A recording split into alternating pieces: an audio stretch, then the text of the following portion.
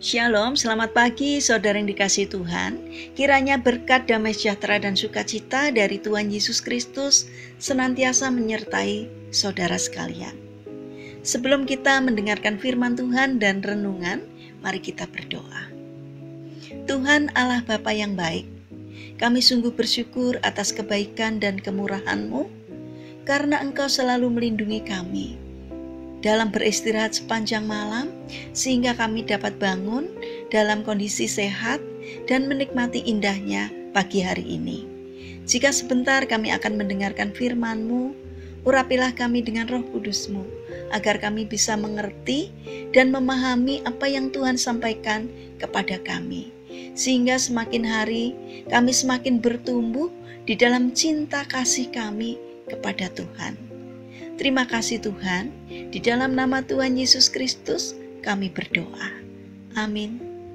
Saudara yang dikasihi Tuhan, tema renungan pada pagi hari ini adalah kesan apa yang Anda tinggalkan.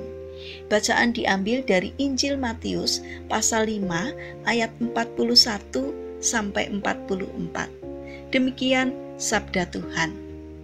Dan siapapun yang memaksa engkau berjalan sejauh 1 mil, berjalanlah bersama dia sejauh 2 mil.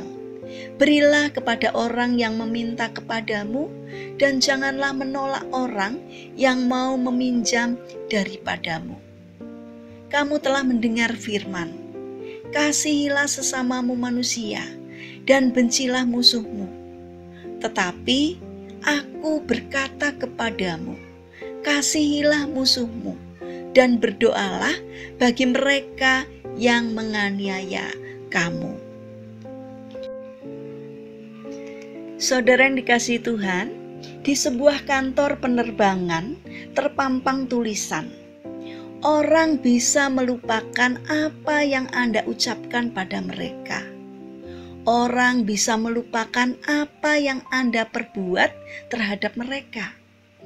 Tetapi mereka tidak akan pernah melupakan kesan yang Anda tinggalkan di hati mereka. Ternyata pihak penerbangan terinspirasi untuk memajang tulisan itu karena sebuah peristiwa yang terjadi pada tanggal 14 Oktober 1998. Hari itu pada penerbangan transatlantik, seorang wanita duduk di sebelah seorang pria berkulit hitam. Si wanita nampak gelisah dan bertanya kepada pramugari, apakah dia bisa duduk di tempat lain? Dia tidak mau duduk di sebelah orang yang tidak menyenangkan. Pramugari itu menjelaskan bahwa pesawat itu penuh.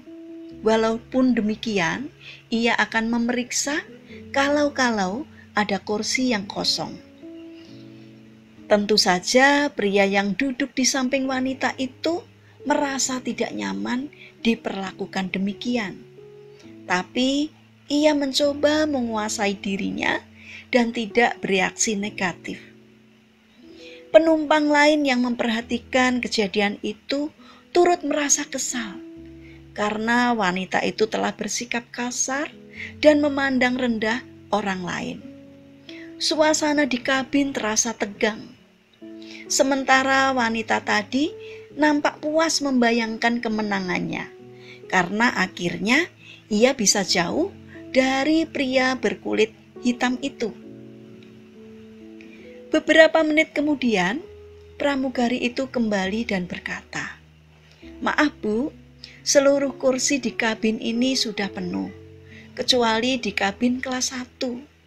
Tapi untuk membuat perubahan, saya harus mendapatkan izin dari kapten. Dan menurut beliau, kami tidak seharusnya membiarkan penumpang duduk di samping orang yang kurang menyenangkan. Untuk itu, beliau memerintahkan saya melakukan perubahan." Penumpang yang lain semakin kesal mendengar penjelasan sang pramugari.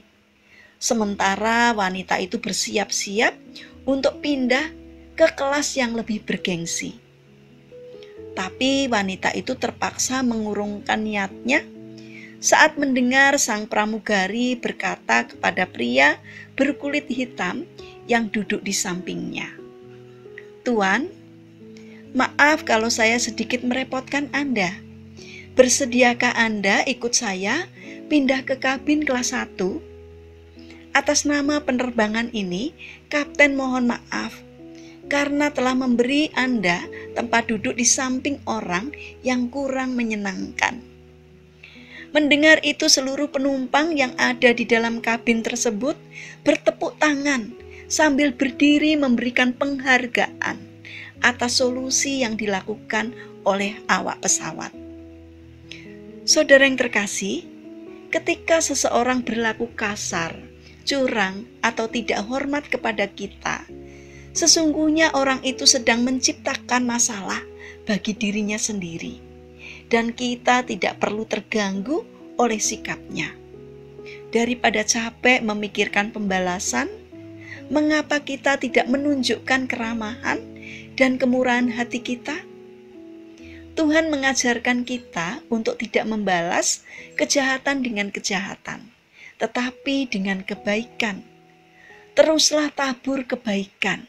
Biarlah orang melihat bahwa kita bersedia berjalan ekstra 1 mil untuk menunjukkan kasih.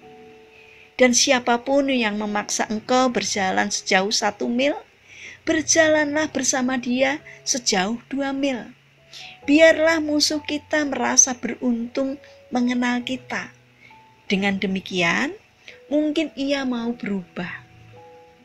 Saudara yang terkasih, marilah kita nyatakan kasih Tuhan kepada sesama melalui tindakan kasih yang nyata.